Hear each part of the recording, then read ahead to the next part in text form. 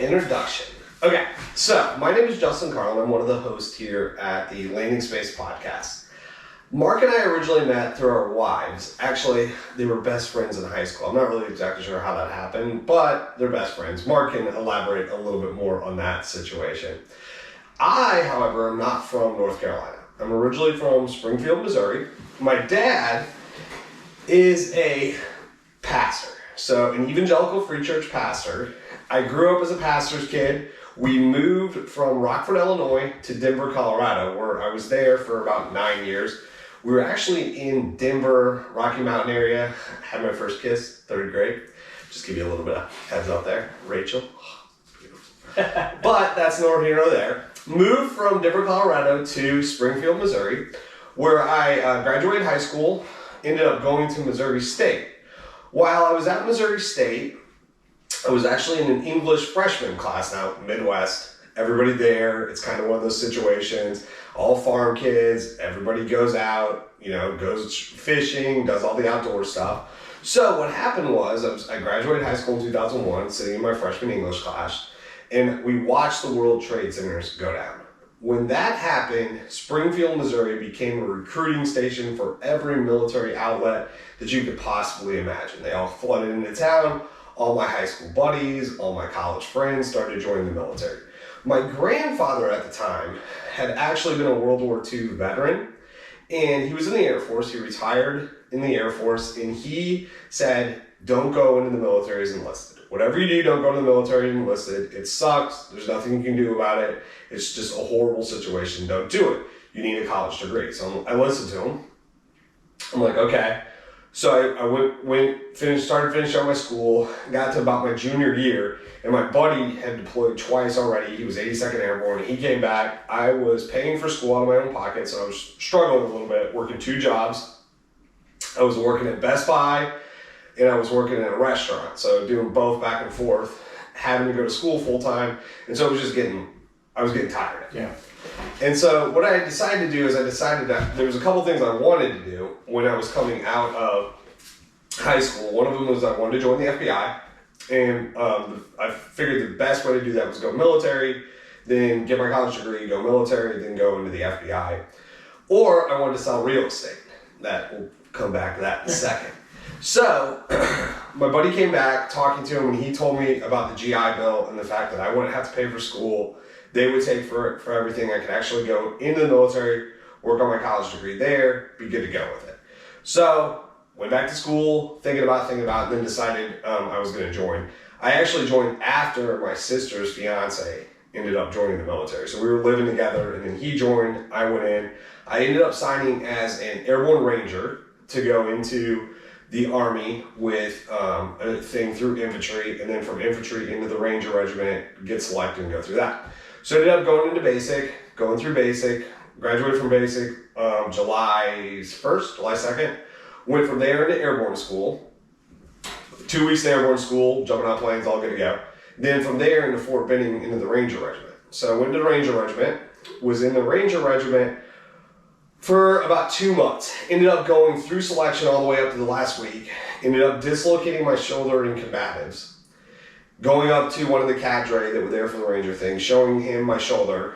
It slid back in place when I took off my shirt, but I couldn't do push-ups. So went to do the last PT test of it, couldn't do push-ups, popped back out on me, and failed doing push-ups. So they said, we'll recycle you. Went all the way back through it the last week, couldn't do push-ups again.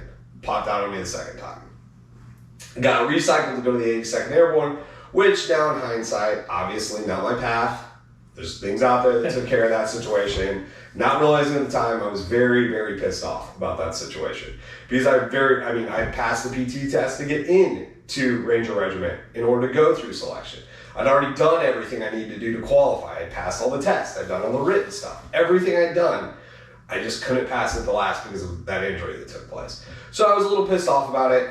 Went to the 82nd, jumped forward a little bit. Everything was good. Got a buddy that went through the regiment with me, got recycled out of it also. We were in the same unit. He was groomsman my wedding, Colby. So ended up meeting my wife through a weird connection. She was down in Fayetteville because we met this South American girl that was down there. And she just happened to meet her and went down there. She was leaving. She asked the guy across the table Hey, do you have any friends that are, old enough, close to my age, that would want to go out with us? He's like, yeah, I actually got a buddy. So he called me. I was not in Fayetteville at the time. So my car had just been wrecked. I was in Raleigh waiting to see what was going on with that and trying to find another car. And so I called him back and said, hey, I'm not there. I'm not going to be there. But then I started thinking about I'm going to be completely honest, there is not a lot of women that aren't married in Fayetteville that have any option for thinking. I mean, I'm 26 at this point, so it's not like I got a whole lot of time, right? So I decided, maybe I should try to make it back to Fayetteville to meet this girl that's like I know nothing about. So drove back to Fayetteville, but in the drive, I'm like, do I really want to go? It's like midnight. I guess she needs to be pretty. So I called my buddy and I said, hey, on a scale from 1 to 10, what's she look like? And he's like, oh, she's an 8. I'm like, okay, cool. Well, then I'm thinking about it and I'm like, well, what's his definition of an 8, right? Like, I don't know where the scale begins and ends. So we had to call him back and establish where the scale was. And he said 8 still. So I'm like, well, at this point, I obviously got to make it down there. So rolling down there and he calls and says, hey, we decided we aren't going to go out. We're going to go there. And I go, well, give me the girl's number. I'll call her. So he gave me the number and I made a phone call to her. And she's like, oh, we're downtown Fayetteville. I'm like, it's like 1 in the morning at this point. I'm like, I'm not going downtown Fayetteville. I'm also with a guy that's not 21, Jake Swanson. And so he totally can't get into a bar that's 21 over. So I go, well, if you guys change your mind and go somewhere else, let me know. Get a phone call. They're going to the Big Apple. So I'm like, well, that's right outside Post. So I can easily get there. They allow minors in there. Perfect. So I ended up meeting her, obviously it was a good decision. We've now been married 12 years. We have 2 little girls, an 11-year-old and an 8-year-old. And I ended up getting out of the military. When I got out of the military, I had a little bit of time, and so I decided I would do the other thing I wanted to do from when I had it growing up, and that was that I got my real estate license. I've had my real estate license since 2015. I ended up starting my own firm. I've got 8 agents that work underneath me. We work all over Raleigh area, so we run all over the place. So I got a little bit of background in marketing, a little bit of video stuff. So that's kind of my background story on how I got to where I'm at, how we're moving into this podcast sort of situation, and how we're going to be talking to you guys about some business stuff, options to grow your business, ideas for marketing as we possibly go into a recession. We've got some good ideas on how to generate leads that are, saving you money and moving in that direction. But that's our goal. So now let's hear what Mark's got going on. So let's hear his story. We're pretty much on the opposite end in that case. So I'm Mark Sanchez. I'm the other host for the Atlantic Space podcast. I grew up in the Philippines. I was born in the Philippines, Cebu City. And I came here when I was 7 years old. My mom had gotten married to my stepdad, which was in the Army and was stationed in the Philippines. This was back in 1988. Coming here, it took a long time for me to even be considered to come in. My grandmother, it's my whole history of my father, my biological father was he was a drunk and he would not let me come to the States with my mom. So my grandmother actually kind of just picked me up one day and flew up here in the States. We flew into Tennessee, Dixon, Tennessee. I basically grew up there since until high school. So my mom, there's nothing in Dixon. I mean, I love the place because my friends and stuff still there. When I came here, I knew zero English. I had one guy when I went to first grade introduced me to the class. I didn't know what anybody was saying. My very first friend, Josh Barber, and I'm gonna let him listen to this because if it wasn't for him, I wouldn't know any English at all. People were just talking gibberish to me. I didn't get to the point. I mean, the Philippines, they teach you English, but I didn't stay there long enough for them to teach me, so I learned it on the fly up here. So I went to elementary school with Josh and met a few more friends that were pretty easygoing with me and kind of helped me along as far as the transition from speaking my language, which was Visaya, and then to English. So all throughout, we stuck together until high school, and we still communicate nowadays. We're so busy now, but in high school, I graduated in like 2002, and I played football, did all the sports things that I wanted to do because, like I said, there's nothing in Dixon. I didn't want to stay at home all the time because if I did, I would have to do a bunch of chores. So I had to basically, I played sports, I did wrestling, track, basketball, even though I'm super short, but played it, and I played football. And once I graduated, high school, I actually got a scholarship to Ohio State University, the Ohio State University. Nice. So I went there. It was a partly academic and athletic scholarship. It was a trial run for a SICU program that they were running, and it didn't last very long. It was basically the start of ISKA MMA stuff I was getting into. I got into martial arts without stuff that my mom didn't know about that I was doing because she didn't want me to do any of that stuff. She was already stressing out me doing football and all this stuff. So that was part of my high school and middle school years that I kind of kept secret with my mom. I had a friend that took me to my classes and everything like that, very supportive. But anyway, I went to Ohio State for briefly, and then I had basically lost my scholarship. I didn't want to go back to Dixon because there was nothing there. I keep saying that, but I just want to emphasize there's nothing there. Yeah. So, so I went to New York. I figured, hey, if I, they say you can survive in New York, right? You can make it anywhere. So I went to New York on my own. I had my grandmother, which that brought me here. She ended up moving to New York, but I didn't stay with her. I wanted to be on my own and see if I could make it. Went through some tough times up there, and it was super expensive coming out of high school, losing my scholarship, and transitioning to New York with no background. I basically worked at a gym, which is Olympus Gym in Newark, New Jersey. I commuted from Manhattan to Newark, and eventually moved to Newark and stayed there. But I stayed with one of our distant family members, which was a strange scenario. I ended up moving out, and I just couldn't stay there. And I don't want to give a sob story, but I ended up being a little bit homeless for probably a month. My mom knew nothing about it because she would have flipped out. So I was homeless. A couple of times I slept in the subways, and that's when my faith came in. So, and that's what I grew up Catholic, and I started really getting into my faith because that's all I had at that point. I still worked 2 jobs, but it was just so expensive I couldn't afford anything. Yeah. So eventually, out of the blue one day, some of my friends that I graduated high school with, they moved to Raleigh, North Carolina. So they called me up one day because they saw MySpace, which is ancient now. Yeah. They saw my MySpace profile and saw I was in New York. They said, "Hey, we're in Raleigh. You want to come visit? Touch base again." We're pretty close. Brittany and Brandy, they're married and have families, and but they were the reasons I came to Raleigh. So one day I was like, "It's so hard up here."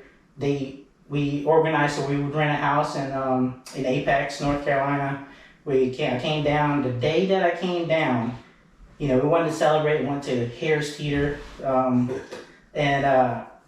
It's in Cary, North Carolina. I went to Harris Teeter, but I was trying to find a job here. I didn't have a job lined up, so and both of them worked at Walmart in Cary. So they're like, "We can get you a job at Walmart." So after we went grocery shopping and tried to get ready for a party, and Harris Teeter went to Walmart next door, and this one actually I saw this strange. I thought she was very strange lady. I was walking up, and she was singing.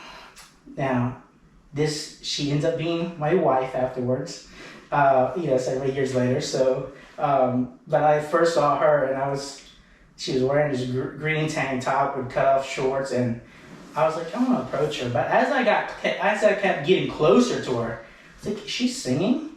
She was singing about her dog having a lion on his head. And I'm like, that's cute.